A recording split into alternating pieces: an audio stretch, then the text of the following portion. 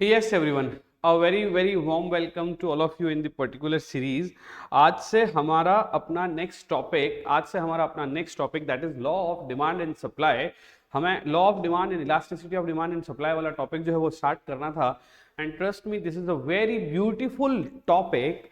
This is very beautiful topic in fact in our this first and initial stage of economics. जब हम economics पढ़ना शुरू करते हैं तो यू विल फील कि इकोनॉमिक्स एक ऐसा सब्जेक्ट है जिसमें हम दुनिया जहान की देश भर की बातें करेंगे.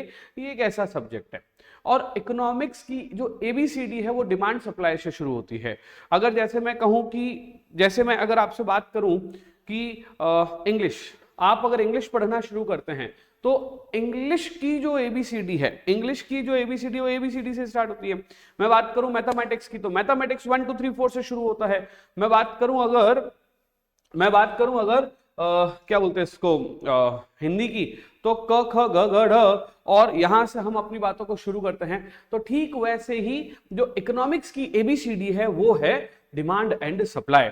तो आज से हम अपना very beautiful topic demand and supply start कर रहे हैं. एंड यू विल फील कि इकोनॉमिक्स में कहीं ना कहीं ये बेस्ट वाला पार्ट आपको देखने को और शुरू करने को मिल रहा है. When you are giving this kind of initial examination तो आप लोगों को इंटरेस्ट भी डेवलप करना जरूरी है, ठीक है, क्योंकि ये एंट्री गेट है आपका. आप इसमें घुस रहे हो अपनी प्रोफेशनल जर्नी के लिए. तो जब आप अपनी प्रोफेशनल जर्नी में एंट्री के लिए गेट में एंटर होते हो और आपको अगर उसमें इंटरेस्ट डेवलप ना हो तो डेफिनेटली आप उसे बहुत ज्यादा अच्छे से तो नहीं ही कर पाओगे. तो यहां मैं आपको समझाने के लिए आया हूं कि this is a very very beautiful topic of economics and it will create interest in you. It will create a very beautiful interest in you because this is very good topic. This is very best topic, right? Demand.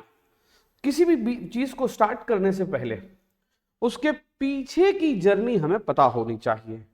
तो भाई साहब, demand के पीछे की journey क्या है, यहां से हम अपनी बातों को स्टार्ट करते हैं. तो पहला क्वेश्चन ये आता है कि डिमांड वर्ड आया कहां से. टॉपिक का नाम है डिमांड, बेसिक टॉपिक है हमारा.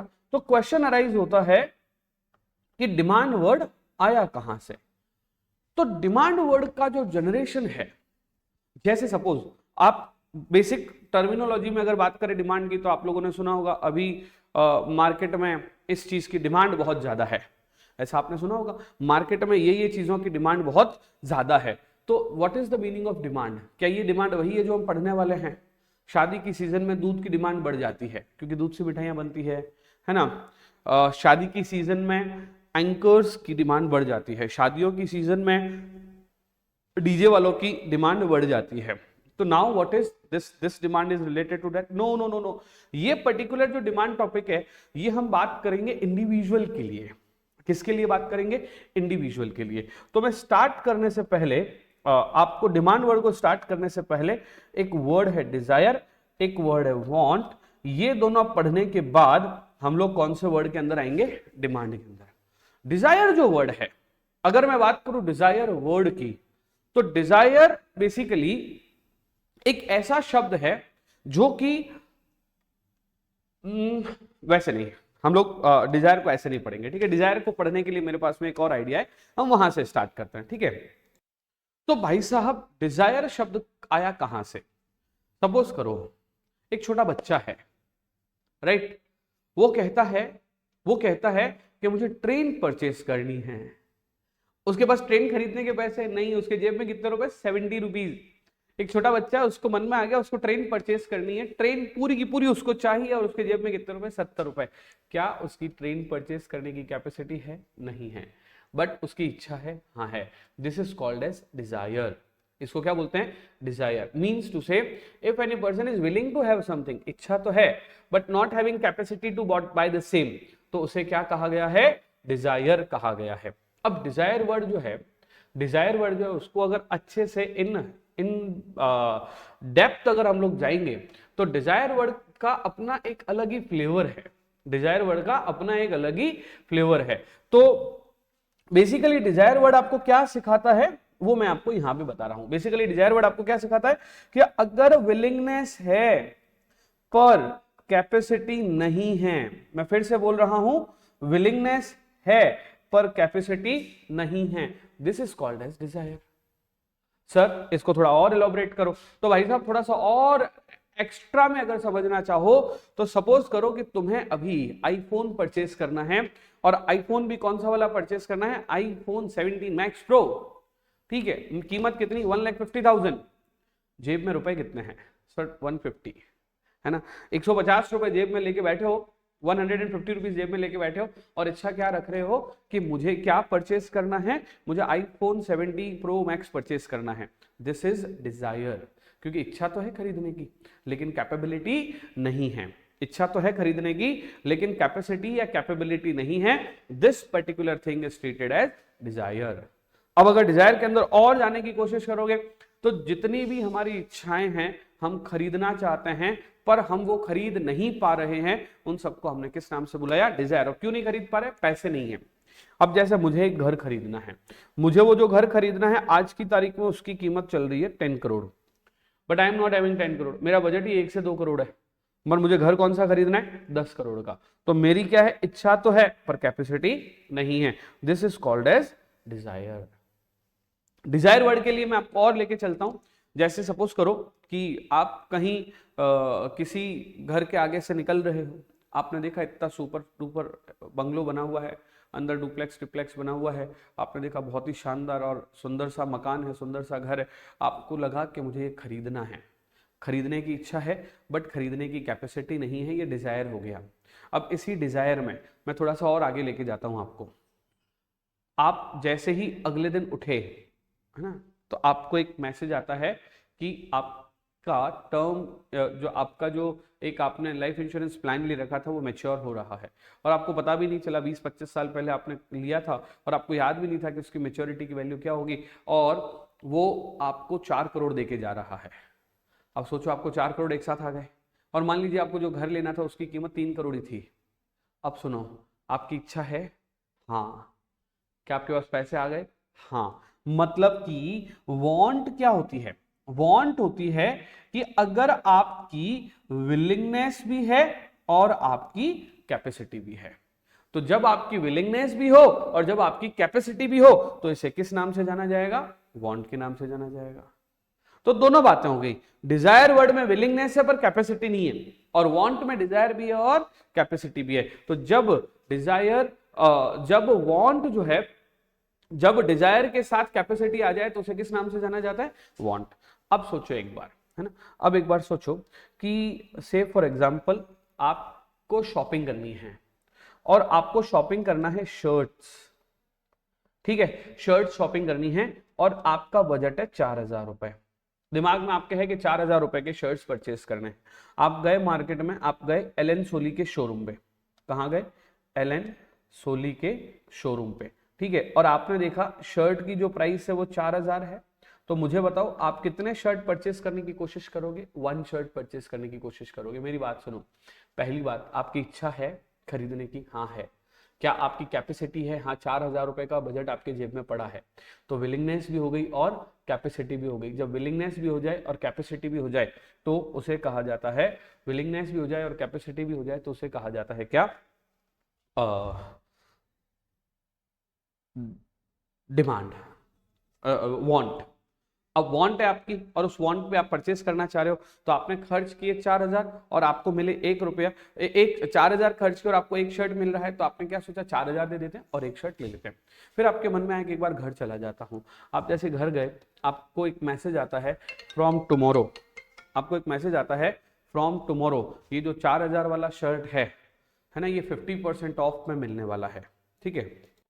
तो अब एक और बात बताते हैं, 4,000 की थी तो एक शर्ट की डिमांड करी, 50% का एक मैसेज भी आ गया, आज आपको 50% का एक मैसेज भी आ गया, तो 4,000 का 50% होता 2,000। अब आपके मन में क्या आएगा कि 4,000 में ना खरीद के 2,000 में 2 शर्ट खरीद लेते हैं। तो अगले दिन आपको पता चला कि रेट हो गई है गिर के 2,000 रुपीज, तो अब आप एक परचेस करोगे कि 2 की डिमांड करोगे, 2 शर्ट की डिमांड करेंगे, right.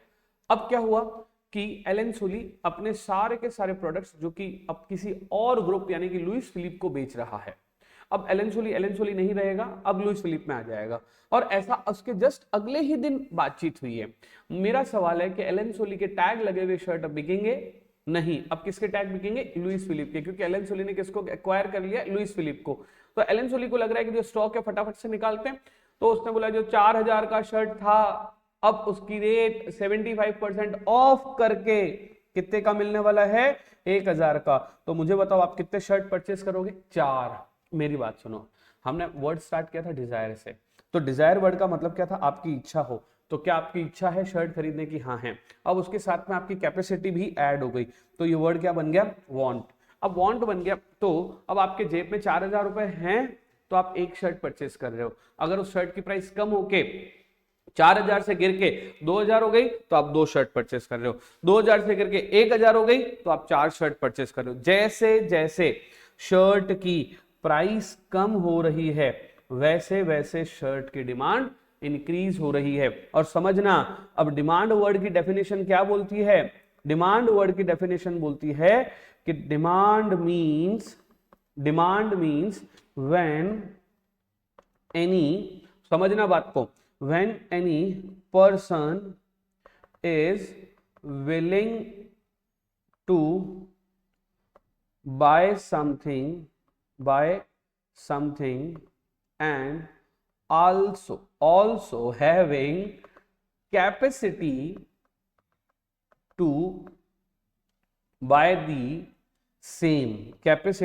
the same, then such quantity at a particular price and particular time, such quantity at a particular price and particular time is known as demand, एक बात तो समझना अच्छे से कि अगर किसी पर्सन की इच्छा है कुछ खरीदने की, अगर किसी पर्सन की कुछ इच्छा है खरीदने की और वो खरीदता है, मतलब सुनो मेरी बात, पहले तो इच्छा है, हाँ भाई साहब इच्छा है उसकी, ठीक है।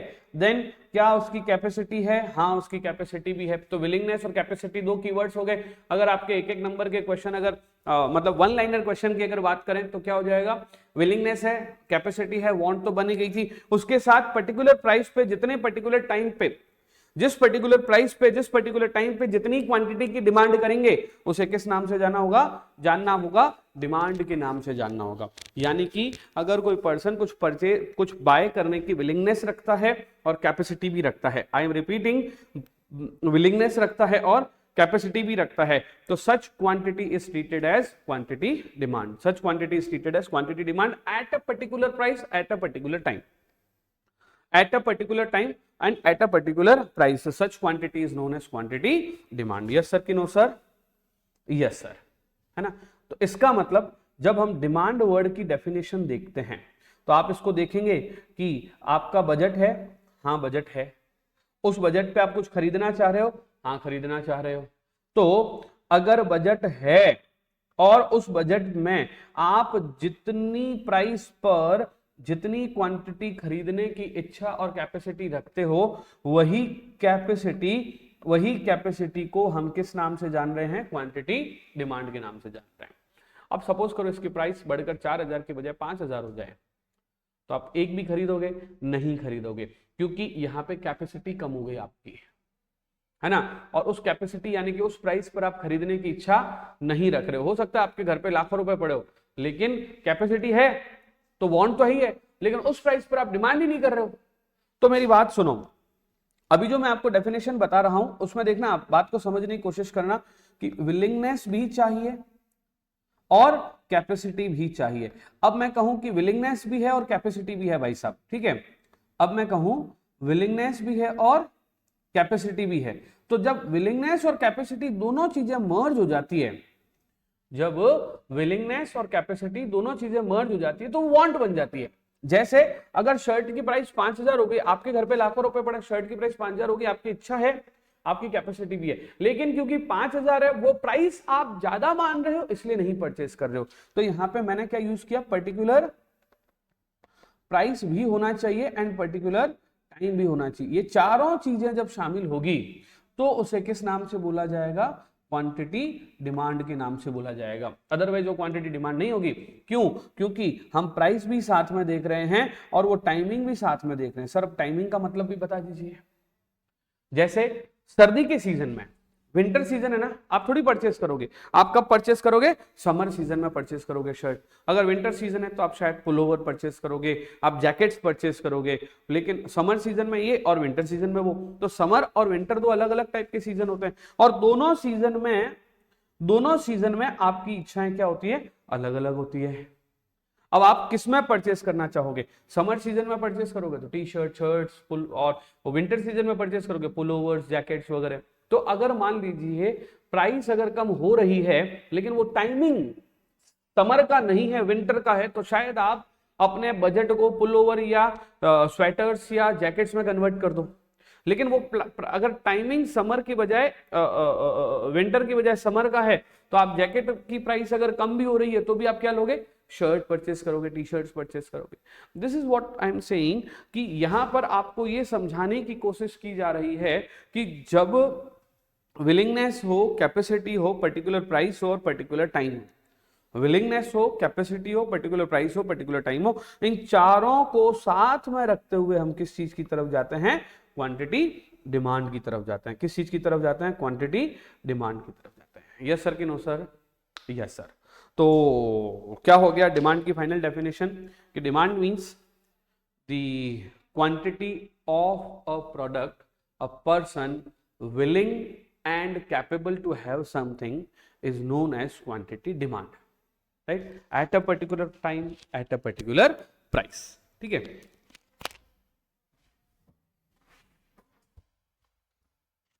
अब एक बार बुक में आ जाते हैं और समझने की कोशिश करते हैं। आ जाओ कि क्या है मीनिंग ऑफ डिमांड, है ना, मीनिंग ऑफ डिमांड क्या है। यहां पर देखिए सब लोग, before starting demand we have to discuss two terminology, want, है ना। तो वांट क्या हो गया, when desire is backed with capacity, desire में क्या साथ में आ जाए, capacity, is known as want. तो डिजायर क्या है, विलिंग टू हैव समथिंग, है ना, willing to have something but does not have any capacity to buy. मैं ना बहुत लोकल लैंग्वेज में अगर बात करूं, मैं अगर बहुत लोकल लैंग्वेज में बात करूं तो मैं क्या बोलूंगा, मैं बोलूंगा कि लोकल लैंग्वेज में मैं क्या बोलूंगा कि देखना इधर, अगर मैं लोकल लैंग्वेज में बोलना चाहूं तो मैं बोलूंगा कि कैपेसिटी को औकात, पैसा है नहीं मतलब खरीदने की औकात है नहीं, और जब खरीदने की औकात ही नहीं है तो हम उसे नहीं परचेस कर सकते, तो उस वक्त डिजायर होती है वो। ठीक है, नॉट हैविंग कैपेसिटी को मैं बार बार वर्ड यूज करता हूं, औकात नहीं होना, है ना। तो उसको आदमी की वांट डिजायर रह जाती है, वो कभी वांट में कन्वर्ट नहीं होती है, वो डिजायर रह जाती है और वांट में कन्वर्ट नहीं होती है। क्लियर है सबको एकदम अच्छे से। अब बात करते हैं मीनिंग ऑफ डिमांड की। ठीक है, यहां पर क्या बोला, मीनिंग ऑफ डिमांड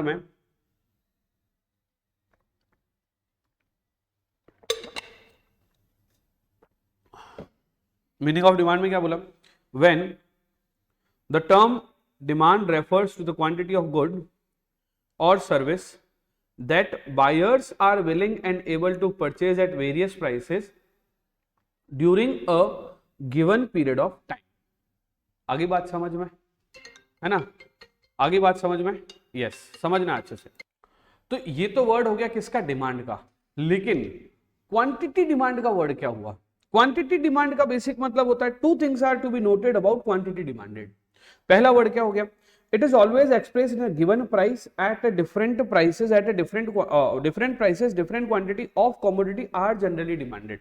मतलब कि मैंने अभी ये बनाया था, है ना, मैंने ये अभी बनाया था आप लोगों के लिए कि अगर एलन सोली के शर्ट की प्राइस अगर 4000 होगी तो मैं एक शर्ट परचेस करूंगा, प्राइस अगर 2000 होगी तो मैं 2 शर्ट परचेस करूंगा। ये क्वांटिटी डिमांड है, इसे क्या बोला गया है, क्वांटिटी डिमांड। यानी कि जब डिमांड को इस तरह से लिखा जाता है तो उसको क्वांटिटी डिमांड बोला जाता है। क्लियर है सबको अच्छे से एकदम। तो यहां पे क्या बोला, two things to be noted at quantity demand. Quantity demand is always given in price. एक साइड प्राइस दे रखी है, एक साइड डिमांड दे रखी होगी. डिफरेंट प्राइस पर डिफरेंट क्वांटिटी की कमोडिटी जो है वो जनरली डिमांड की जाती है. ठीक है. दूसरा, क्वांटिटी डिमांड एक फ्लो है ना. फ्लो है मतलब क्या कि जैसे जैसे वो चेंज होता रहेगा वैसे वैसे डिमांड भी चेंज होती रहेगी. We are concern not with a single isolated purchase but in with a continuous flow of purchase we must therefore express demand so much per period of time. यानी कि हम पर पीरियड ऑफ टाइम में कितना demand कर रहे हैं. जैसे 1000 डजन का 1000 dozen of oranges per day, 7000 dozen of oranges per week, इस तरह से है ना. महीने के कितने, महीने के 30,000 डजन ऑरेंज पर मंथ. ये पर पीरियड ऑफ टाइम से जो हम लोग कन्वर्ट करते हैं और प्राइस के साथ डिनोट करके बोलते हैं, उसको क्या बोला जाता है, वो बोला जाता है क्वांटिटी डिमांड. तो term demand refers to quantity of goods और service that buyer are willing and able to purchase at a various price during a given period of time. ठीक है. तो इसको क्या बोल रहे हैं हम लोग, तो क्वांटिटी डिमांड वर्ड का मतलब अलग है, डिमांड वर्ड का मतलब अलग है. तो इन शॉर्ट डिमांड का मतलब क्या है, various quantity given on various quantity of given commodity और service which consumer would buy in one market during a given period of time at various prices or various income or at various prices or related goods. तो ये जो particular चीज है, ये जो particular चीज है, इसको हम किस नाम से जान रहे हैं, इसको हम जान रहे हैं डिमांड से. तो अब हमारा बेसिक जो क्वेश्चन स्टार्ट होता है वो होता है डिमांड वर्सेस क्वांटिटी डिमांड. ये क्या होता है ये हमें समझना है. ठीक है. तो डिमांड वर्सेस क्वांटिटी डिमांड की अगर बात करें तो अगर मैं जो बात आपसे कर रहा हूं, जैसे सपोज आप बात कर रहे हैं कि 4,000 रुपए में एक शर्ट आ रहा है, this particular thing is treated as quantity demand. But अगर ओवरऑल इस पूरे को बोलेंगे कि ये पूरा क्या है, तो इसे हम लोग किससे बोलेंगे, डिमांड के रूप में बात करेंगे. So what is actual difference between demand and quantity demand? Demand is a whole, but quantity demand is a certain point of time जहां पर demand vary कर रहा है. ठीक है. तो डिमांड वर्सेस क्वांटिटी डिमांड के बारे में भी हमने डिस्कशन कर लिया है. अब क्वेश्चन अराइज होता है कि वो कौन कौन से फैक्टर्स हैं. मींस अब मैं जो आपको पढ़ाने जा रहा हूं that is the factor affecting demand. अगला जो हमारा टॉपिक है वो क्या है, factor affect demand. Means to say आपकी डिमांड को अफेक्ट करने वाले फैक्टर्स कौन कौन से हैं, वो कौन कौन से फैक्टर्स हैं जिसकी वजह से आपकी डिमांड चेंज होती है. तो भाई साहब सबसे पहला तो हमने पढ़ा है डिमांड हमारी चेंज होती है किसकी वजह से, प्राइस की वजह से. पहली जो हमारी डिमांड चेंज होती है किसकी वजह से, प्राइस की वजह से. तो यानी कि डिमांड को चेंज करने वाले फैक्टर्स में पहला फैक्टर क्या हो गया, प्राइस. तो मैं कह सकता हूं कि प्राइस इंक्रीज अगर होती है तो हमारी जो डिमांड है वो क्या होगी, डिक्रीज होगी. प्राइस अगर हमारी डिक्रीज होती है तो हमारी डिमांड क्या होगी, इंक्रीज होगी. यानी कि price is the sole factor by which demand can be increases और डिक्रीजेज. यानी कि डिमांड में अफेक्ट वो कौन कौन से फैक्टर है जिनकी वजह से डिमांड में चेंजेस हो सकते हैं. तो उसका पहला जो फैक्टर है वो हमने क्या डिस्कस किया, वो प्राइस हो सकती है. ठीक है. अब अगर हम बात करें इसके बाद में और कौन कौन से हो सकते हैं, तो सुनो अगला फैक्टर है उसे हम लोग बोलेंगे complementary goods and services and related goods, जिसमें कॉम्प्लीमेंट्री और सब्स्टिट्यूट गुड्स है. देखो बात को समझना, टॉपिक क्या है, डिमांड को अफेक्ट करने वाले फैक्टर. टॉपिक क्या है, डिमांड को अफेक्ट करने वाले फैक्टर. तो डिमांड को अफेक्ट करने वाले फैक्टर्स में बेसिकली दो तरह के फैक्टर हम लोगों को देखने थे. दो तरह के फैक्टर हम लोगों को देखने हैं. पहला तो प्राइस खुद हो गया, उसके अलावा बाकी सारे फैक्टर. तो बाकी सारे फैक्टर्स में सबसे पहला फैक्टर कौन सा है, तो मैं इसको पॉइंट नंबर 2 करके ही बोल रहा हूं. पॉइंट नंबर 2 करके ही बोल रहा हूं. This is called as price of related goods. ठीक है. अभी रिलेटेड गुड्स की प्राइस में चेंज होने की वजह से भी डिमांड में चेंजेस होता है. अब रिलेटेड गुड्स का क्या मतलब हुआ, पहले वो समझते हैं. ठीक है. तो now what is the meaning of related goods. तो ऐसे गुड्स जो एक दूसरे की प्राइस की वजह से अफेक्ट होते हैं उनको रिलेटेड गुड्स बोलते हैं. से फॉर एग्जांपल एक गुड्स की प्राइस में चेंजेस होने की वजह से दूसरे गुड्स की डिमांड में चेंजेस हो रही है, एक गुड्स की प्राइस में चेंज होने की वजह से अनदर गुड्स की डिमांड में चेंजेस हो रही है, that is called age related goods. अब रिलेटेड गुड्स भी जो है वो इकोनॉमिक्स में दो तरह के बताए गए हैं. पहला रिलेटेड गुड्स है आपका पहला रिलेटेड गुड्स है आपका सब्स्टिट्यूट गुड्स। अब बहुत गौर से सुनना और समझने की कोशिश करना, ठीक है। सब्स्टिट्यूट गुड्स और दूसरा रिलेटेड गुड्स है आपका कॉम्प्लीमेंट्री गुड्स, ठीक है। अब आप कहेंगे कि भाई साहब सब्स्टिट्यूट गुड्स क्या है और कॉम्प्लीमेंट्री गुड्स क्या है, तो समझना सब्स्टिट्यूट गुड्स और कॉम्प्लीमेंट्री गुड्स की वजह से भी डिमांड में चेंजेस आता है। अब सब्स्टिट्यूट गुड्स क्या है पहले वो समझो। ऐसे कोई भी दो गुड्स जिसमें एक की प्राइस में चेंज होने की वजह से दूसरे की डिमांड में चेंज हो जाए, ये तो हो गया सब्स्टिट्यूट गुड्स। हो तो वैसे ही ओवरऑल रिलेटेड गुड्स की बात कर रहे हैं। एग्जैक्टली सब्स्टिट्यूट गुड्स क्या है तो समझना सब्स्टिट्यूट गुड्स है ऐसे गुड्स जो एक की बजाय दूसरे में यूज कर लिए जाए। मतलब जैसे सपोज करो आपके सामने दो प्रोडक्ट है, या तो आप ये वाला प्रोडक्ट यूज कर लो या फिर ये वाला प्रोडक्ट यूज कर लो, इन दोनों में से कोई भी एक प्रोडक्ट आप यूज कर सकते हो, this is called a substitute goods. जैसे आपको पूछा जाता है चाय या कॉफी, तो मतलब चाय भी पी सकते हो और कॉफी भी पी सकते हो, और चाय या कॉफी में से कुछ भी पियोगे तो एक दूसरे का क्या है वो सब्स्टिट्यूट है, ठीक है। तो पहला सब्स्टिट्यूट गुड्स हो गया टी एंड कॉफी। अच्छा, आपको कोल्ड ड्रिंक अगर ऑफर की जाती है तो कैसे ऑफर की जाती है? अगर कोल्ड ड्रिंक ऑफर की जाती है तो कैसे ऑफर की जाती है आपको? जब कि पेप्सी या कोक, मिरिंडा या फेंटा, तो ये भी तो एक दूसरे के सब्स्टिट्यूट होगा। यानी कि अगर आपको पेप्सी पिला दी जाए या कोक पिला दी जाए उससे कोई फर्क पड़ता है क्या? तो पेप्सी एंड कोक ये भी क्या है, एक दूसरे के क्या है, सब्स्टिट्यूट गुड्स है। तो टी एंड कॉफी एक दूसरे के सब्स्टिट्यूट गुड्स है, पेप्सी एंड कोक भी एक दूसरे के सब्स्टिट्यूट गुड्स है। अब समझना, जैसे टी की प्राइस में ज्यादा या कम होने की वजह से कॉफी की डिमांड में फर्क पड़ता है, पता है आपको ये बात? अब कैसे समझना, सपोज करो चाय महंगी हो गई तो लोगों को क्या लगेगा कि यार चाय महंगी होगी, अपनी चाय पीनी जरूरी तो नहीं, कॉफी पीना शुरू कर देते हैं। तो रिलेशन हो गया ना।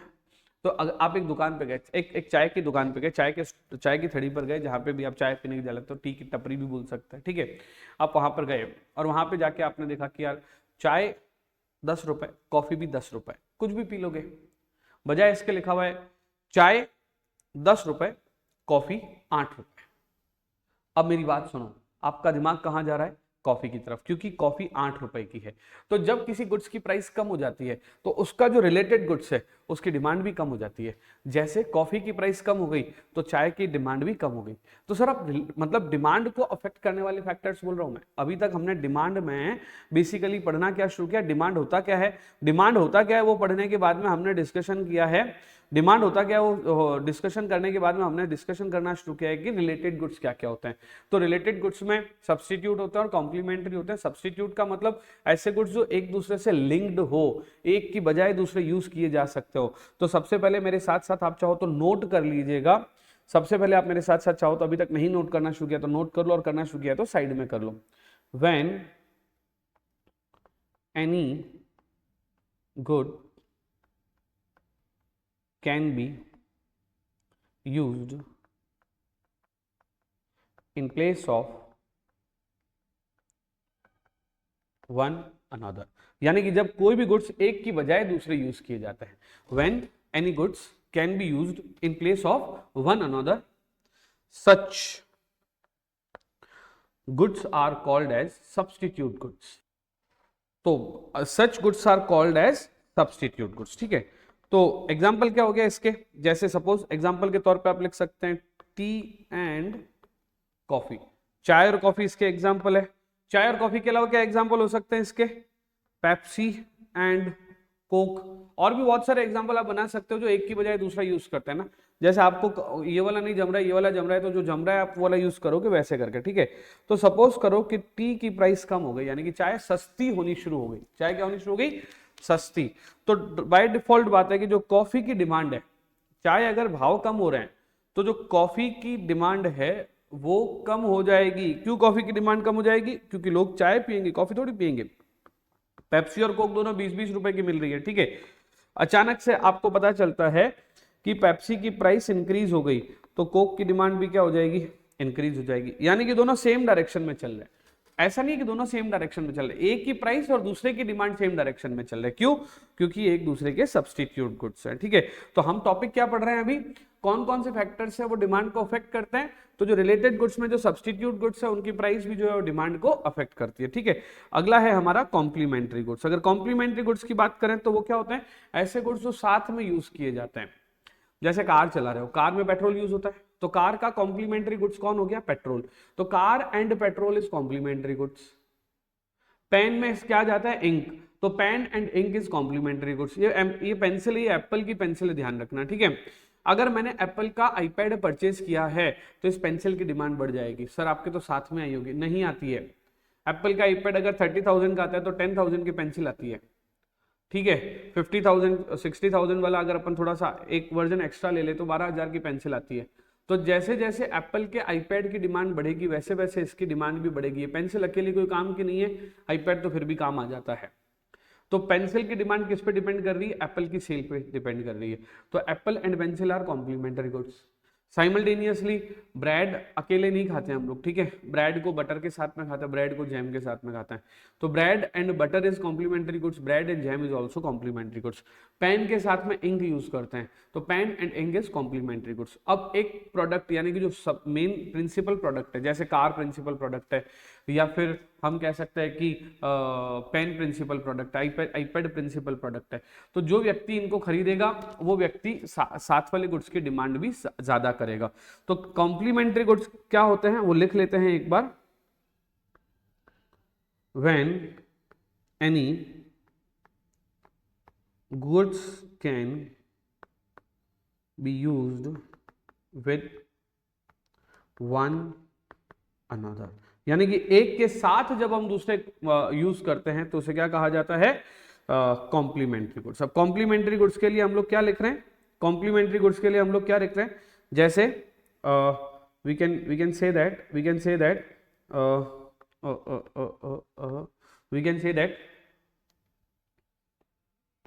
एग्जाम्पल, ठीक है।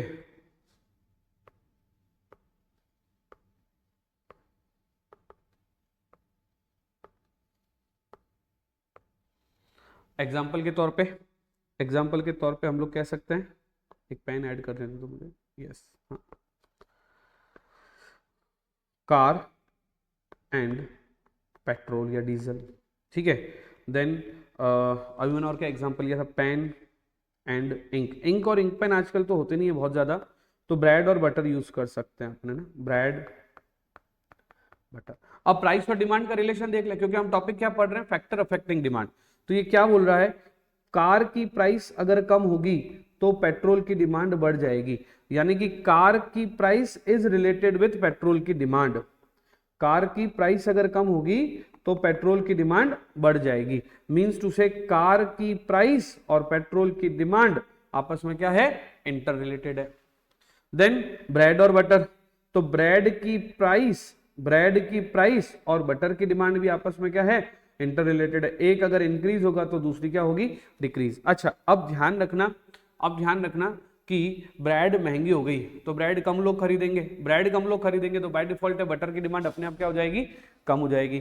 ठीक उसी तरह से अगर मैं कहूं कि कार सस्ती हो गई, कार ज्यादा लोग खरीदेंगे तो कार की डिमांड, प्राइस कम होगी तो कार की डिमांड बढ़ेगी, और कार की डिमांड बढ़ेगी तो पेट्रोल की डिमांड भी साथ साथ बढ़ जाएगी। तो यहां पे आपको समझने वाली बात यह है कि जो रिलेटेड गुड्स होते हैं उनमें रिलेशन कैसा होता है, तो समझना सब्स्टिट्यूट गुड्स में, ठीक है, सब्स्टिट्यूट गुड्स में तो होता है हमारा डायरेक्ट रिलेशन। कैसा रिलेशन होता है, डायरेक्ट रिलेशन, ठीक है। सब्स्टिट्यूट गुड्स में आपको रहेगा डायरेक्ट रिलेशन, ठीक है। एंड कॉम्प्लीमेंट्री गुड्स में कैसा रिलेशन रहेगा, इनवर्स रिलेशन। कैसा रिलेशन रहेगा, इनवर्स रिलेशन, ठीक है। तो ये दोनों बातें आपको समझनी होगी कि सब्स्टिट्यूट गुड्स में हो जाएगा direct relation, price of one good और डिमांड ऑफ अनदर गुड में, और कॉम्प्लीमेंट्री गुड्स में हो जाएगा inverse relation, price of one good and demand of another good में। ठीक है, ये हो गया फैक्टर अफेक्टिंग डिमांड का सेकंड पॉइंट, जिसमें हमने सीखा किसी और गुड्स की प्राइस में चेंजेस होने की वजह से किसी और गुड्स के डिमांड में चेंजेस होते हैं। एक बार बुकिश लैंग्वेज आपको बता देते हैं, प्राइस ऑफ कमोडिटी, ठीक है, यहाँ पे है कॉम्प्लीमेंट्री गुड्स एंड सर्विसेज, ठीक है, तो दोज दैट आर ब्रॉट और कंज्यूम्ड टुगेदर और simultaneously, example are tea and sugar, automobile, petrol, pen and ink. Clear है? आगे, the increase in demand for one cause and increase in demand for another, है ना, demand मतलब कि increase in the demand for one cause and increase in demand for another, मतलब एक की अगर डिमांड पे फर्क पड़ रहा है तो दूसरे की डिमांड पे भी फर्क पड़ेगा, क्योंकि अगर दो लोग हैं, दो में से कोई भी तो आप यूज कर सकते हो, कैसे भी यूज कर सकते हो, तो जब आप दो को यूज कर रहे हो तो एक के दूसरे पे फर्क पड़ेगा, एक से दूसरे पे फर्क पड़ेगा, ये वाली बात है।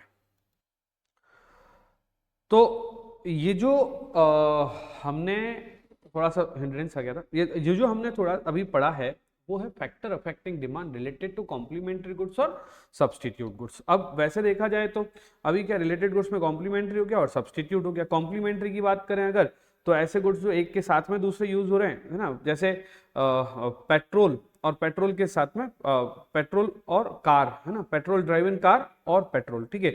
सिमिलरली कंप्यूटर एंड कंप्यूटर का सॉफ्टवेयर, ये भी क्या हो जाते हैं आपस में कॉम्प्लीमेंट्री गुड्स हो जाते हैं। उसके अलावा reverse will be the case, यानी कि इसका रिवर्स भी सेम इस तरह से ही होता है। अब सब्सटीट्यूट गुड्स की बात करें तो जब दो कमोडिटी एक की बजाय दूसरी यूज करते हैं, तो टी और कॉफी हो गया, इंक पेन बॉल पेन हो गया, डिफरेंट ब्रांड के टूथपेस्ट हो गया, yes definitely it is also a example, it can be also an example, right. तो ये सब्सटीट्यूट गुड्स है। अब इसके अलावा कौन से फैक्टर्स हो सकते हैं जिनकी वजह से डिमांड चेंज होती है, तो वो फैक्टर में अगला फैक्टर है disposable income of consumer. Disposable income of consumer का मतलब होता है कि अगर किसी व्यक्ति की इनकम ज्यादा है तो उस व्यक्ति की परचेजिंग पावर भी ज्यादा होगी। अगर इनकम ज्यादा है तो परचेजिंग पावर भी ज्यादा होगी, और इनकम ज्यादा है परचेजिंग पावर ज्यादा है, तो ऐसी कंडीशन में व्यक्ति उसे पोटेंशियली ज्यादा परचेज करेगा, और अगर पोटेंशियली ज्यादा परचेज करेगा, पोटेंशियली परचेज क्या करेगा, ज्यादा करेगा, और ज्यादा परचेज करेगा तो उसकी क्या होगी, डिमांड इंक्रीज हो जाएगी। डिमांड क्या हो जाएगी, इंक्रीज हो जाएगी। यस सर कि नो सर? Yes sir. अब आगे बढ़ते हैं, अगला है नॉर्मल गुड्स, है ना। अब देखो मेरी बात सुनो, डिस्पोजेबल इनकम में भी क्या होता है, अलग अलग तरह के गुड्स होते हैं। पहला गुड्स होता है जैसे सपोज करो नॉर्मल गुड्स, दूसरा गुड्स होता है इंफीरियर गुड्स, है ना। मैं इसको एक बार यहाँ पे अलग से बना के बताता हूँ आपको। जैसे सपोज करो कि गुड्स जो होते हैं, गुड्स वो दो तरह के होते हैं। मैं पहले तो दो तरह के गुड्स लिख रहा हूँ, वैसे तो और भी गुड्स होते हैं। तो जैसे पहले गुड्स हो गए नॉर्मल गुड्स और दूसरे गुड्स हो गए इंफीरियर गुड्स। अब मुझे बताओ ऐसे गुड्स जो नॉर्मल कैटेगरी के हैं, अगर आपकी इनकम बढ़ेगी तो आप उन गुड्स की डिमांड को बढ़ा दोगे, बजाय इसके, एक बार फिर से मैं बोल रहा हूं, अगर आपकी इनकम इंक्रीज होगी तो बीइंग अ नॉर्मल गुड्स उसकी डिमांड भी क्या होगी, इंक्रीज होगी। लेकिन अगर आपकी इनकम बढ़ रही है भाई साहब, अगर आपकी इनकम क्या हो रही है, इंक्रीज हो रही है, तो ऐसी कंडीशन में इंफीरियर गुड्स की डिमांड जो है, इंफीरियर गुड्स की डिमांड जो है वो क्या हो, कम हो जाएगी। जैसे इंफीरियर गुड्स कौन से होते हैं, जो कम अर्निंग पीपल जो खरीदते हैं वो इंफीरियर गुड्स होते हैं, और जो ज्यादा अर्निंग पीपल खरीदते हैं वो नॉर्मल गुड्स होते हैं। अब जैसे इंफीरियर गुड्स क्या हो सकता है, इंफीरियर गुड्स का मतलब ब्लैक एंड व्हाइट टीवी हो गई जो पुरानी चलती थी, आउटडेटेड मोबाइल फोन्स हो गए, है ना, नॉन ब्रांडेड कपड़े हो गए। अगर आपकी इनकम बढ़ रही है तो आप ये सब चीजें परचेज नहीं करोगे, स्पेशली परचेज नहीं करोगे, ठीक है। देन तो अब क्या बात होती है, normal goods. Normal goods are those goods that are demanded in increasing quantity as consumers income increases। यानी कि अगर कंज्यूमर की इनकम इंक्रीज हो रही है तो उन गुड्स की डिमांड बढ़ रही है। टॉपिक क्या बढ़ रहे हैं हम लोग, फैक्टर अफेक्टिंग डिमांड। पहला पढ़ा था प्राइस की वजह से डिमांड पे फर्क पड़ता है, दूसरा पढ़ा था रिलेटेड गुड्स, एक दूसरे के गुड्स अगर रिलेटेड है तो उसकी वजह से भी डिमांड पे फर्क पड़ता है।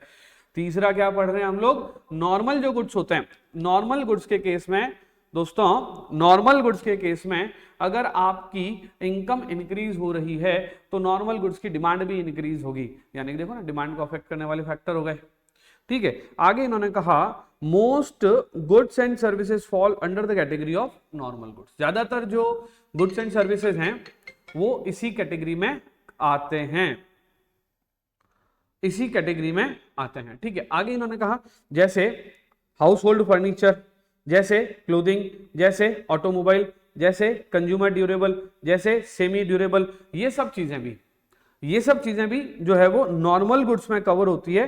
And being a normal goods, अगर आपकी इनकम इंक्रीज हो गई तो आपकी डिमांड भी क्या होगी, इंक्रीज होगी, उस गुड्स की डिमांड भी इंक्रीज होगी।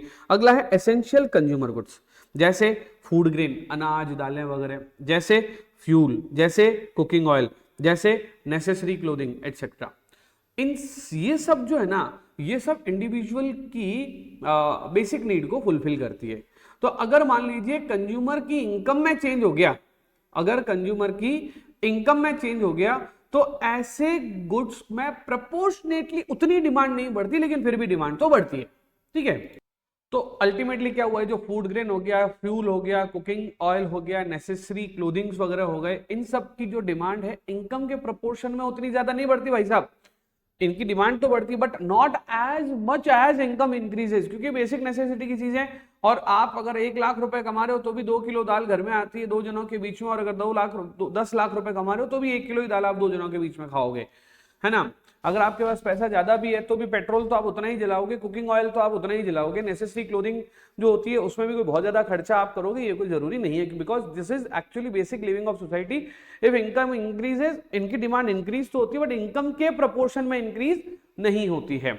आगे इन्होंने कहा कि ऐसा इसलिए क्योंकि व्यक्ति जब ज्यादा रिच होता जाता है तो इन सब की डिमांड उस प्रपोर्शनेट में नहीं बढ़ती, बजाय इसके टीवी, कार, घर, एसी, इन सब की जो डिमांड है, प्रेस्टिजियस गुड्स की जो डिमांड है वो कंपैरेटिवली ज्यादा बढ़ती है। तो इसको कहा गया है एसेंशियल कंज्यूमर गुड्स। ठीक है, तो अगर मैंने आपको बात करी कि नॉर्मल गुड्स की डिमांड इनकम के प्रोपोर्शन में बढ़ती है, इनकम के बराबर इंक्रीज होती है, इंफीरियर गुड्स की डिमांड रिवर्स हो जाता है, अगर इनकम बढ़ रही है तो इंफीरियर गुड्स की डिमांड नहीं बढ़ेगी। लग्जरियस गुड्स या प्रेस्टिजियस गुड्स जो होते हैं उनमें अगर आपकी इनकम बढ़ी है तो गुड्स की डिमांड क्या होगी, बढ़ जाएगी, सेम, है ना, ज्यादा ही बढ़ेगी इनफैक्ट। ठीक है, आगे बढ़ते हैं। डिमांड के बाद में अगला टॉपिक है डिमांड से related taste and preferences of the buyer.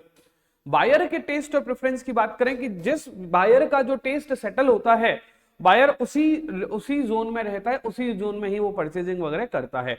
तो इन्होंने कहा कि जो टेस्ट और प्रेफरेंस है, बायर की टेस्ट और बायर की प्रेफरेंस पर भी डिमांड पे फर्क पड़ता है। जैसे सपोज नॉन वेजिटेरियन जो लोग होते हैं वो नॉन वेज टाइप की चीजें ज्यादा खाते हैं, वेजिटेरियन होते हैं तो वेजिटेरियन चीजों की डिमांड करते हैं। प्रेफरेंस की बात करें तो कपड़े वगैरह, शॉपिंग वगैरह, हर एक का पहनावा अलग अलग तरीके का होता है, अलग अलग तरीके से वो डिमांड करते हैं। तो demand of commodity depend upon the taste and preference of such consumer. Demand is depend upon taste and preference of such consumers choices. ठीक है, तो अगर जो मॉडर्न होते हैं, है ना, तो गुड्स जो फैशन के हिसाब से चेंज होते हैं, उनकी डिमांड भी फैशन के हिसाब से चेंज होती रहती है। This kind of things are there. ठीक है, अब बात करें एक्सटर्नल इफेक्ट की, तो 2 तरह के इफेक्ट है, एक तो है बैंड वैगन इफेक्ट और दूसरा है स्नोब इफेक्ट। पर है क्या, जब जोधपुर में पहली बार डोमिनोज का स्टोर खुला था, मुझे याद है वहां पे लाइनें लगती थी, ऑर्डर की लाइनें लगती थी, लाइंस में लोग खड़े हैं एडवांस पेमेंट देकर और फिर वेट कर रहे हैं, उनका वेटिंग आता था पिज्जा का ऑर्डर करने के लिए। कौन सा इफेक्ट है, band wagon effect, demonstration effect. सब कर रहे हैं, हम भी करेंगे, सबने कोशिश करी है, हम भी कोशिश कर रहे हैं। तो bandwagon effect refers to the effect the commodity demand is increase due to the fact that other are also consuming the same quantity, same quantity of goods. यानी कि सपोज करो कि सब लोग अगर डोमिनोज का पिज्जा खाने गए हैं तो मैं भी डोमिनोज का पिज्जा खाने के लिए जाऊंगा। This particular thing is treated as band wagon effect. उन्होंने अगर कार ये वाली ली है तो मैं भी ये वाली कार एक बार ट्राई कर लेता हूं। हमारे मोहल्ले में सब लोग ये वाले प्रोडक्ट यूज कर रहे हैं तो हम भी उसी प्रोडक्ट को यूज कर लेते हैं। तो इसको क्या कहा गया है, बैंड वैगन इफेक्ट। अगला है स्नोब इफेक्ट। अब भाई साहब स्नोब इफेक्ट वर्ड का मतलब क्या हुआ कि ऐसे गुड्स जो आपको रिचर फील देते हैं, है ना, रिचर फील देते हैं, प्रेस्टिजियस फील देते हैं, उनको स्नोब अपील वाले गुड्स बोलते हैं। तो ऐसे गुड्स जो स्नोब इफेक्ट देते हैं उनकी डिमांड भी प्राइस और इनकम के साथ साथ बढ़ती है। तो यहाँ पे दो अलग अलग इफेक्ट की बात की गई, डेमोन्स्ट्रेशन और स्नोब, डेमोन्स्ट्रेशन और स्नोब। तो डेमोन्स्ट्रेशन या का मतलब क्या हो गया, psychological effect, because people of the same area is doing the same, we will also do the same. Next है unique commodity having Prestige value, यानी कि जो प्रेस्टिजियस गुड्स होते हैं उनके लिए बात चल रही है, तो स्नोब इफेक्ट देते हैं। उसके बाद में इन्होंने बोला it lead to decrease in demand of a particular commodity, it leads to increase in demand of a particular commodity. आगे एग्जाम्पल की अगर बात करें तो when people start investing money in share market, then many people start following the same without considering its advantage and disadvantages. उन्होंने share बाजार में पैसा कमाया है इसलिए हम भी शेयर बाजार में इन्वेस्टमेंट करेंगे। This particular thing is treated as I can say bandwagon effect, है ना। उन्होंने शेयर बाजार में खूब पैसा कमाया, मैं भी ट्राई करके देखता हूँ, और पता चला कि हमने भी ट्राई किया, हम बर्बाद हो गए। तो कहने का मतलब है कि इस वाले लोगों की वजह से हम जब ये चेंजेस करते हैं तो इसको बैंडवैगन इफेक्ट बोलते हैं। आगे इन्होंने बोला if Miss X and Miss Y are rich rival of each other, ठीक है, दो है, दोनों एक दूसरे क्या है, रिच राइवल। अगर किसी पार्टी में मिस एक्स ने कोई एक्सपेंसिव ड्रेस देख पहनी है, उसको देखा मिस वाई ने, उसके पास सेम टाइप की अगर ड्रेस है तो वो क्या बोलेगी, अब तो मैं इसे नहीं पहनूंगी, उसने इसे पहन ली है ना, और अब वो इससे ज्यादा महंगी वाली ड्रेस पहनेगी। मेरे पास वो व्हाइट कलर वाला जो सिल्वर कलर वाला गाउन था वो उन्होंने पहन लिया, अब मैं उससे ज्यादा महंगा वाला और अच्छा वाला गाउन परचेज करूंगी। दिस पर्टिकुलर इफेक्ट जो उसको ज्यादा प्रेस्टिजियस, ज्यादा वो वाली वाइब देता है, फील देता है, उसे कौन सा इफेक्ट कहा जाता है, उसे कहा जाता है स्नोब इफेक्ट। क्या कहा जाता है, स्नोब इफेक्ट। तो ये था हमारे फैक्टर अफेक्टिंग डिमांड के कुछ पॉइंट। हम यहां तक अभी इसको एक बार होल्ड करते हैं, राइट। बाकी वाले इसको जो है वो हम लोग अगले लेक्चर में इसको और आगे कैरी ऑन करेंगे। तो अभी तक हमने जो पढ़ा है वो क्या है, डिमांड क्या होता है और फैक्टर अफेक्टिंग डिमांड क्या होता है। उसमें भी फैक्टर अफेक्टिंग डिमांड में कंज्यूमर एक्सपेक्टेशन से आगे वाली चीजें हमें पढ़नी है। Thank you so much, bye bye.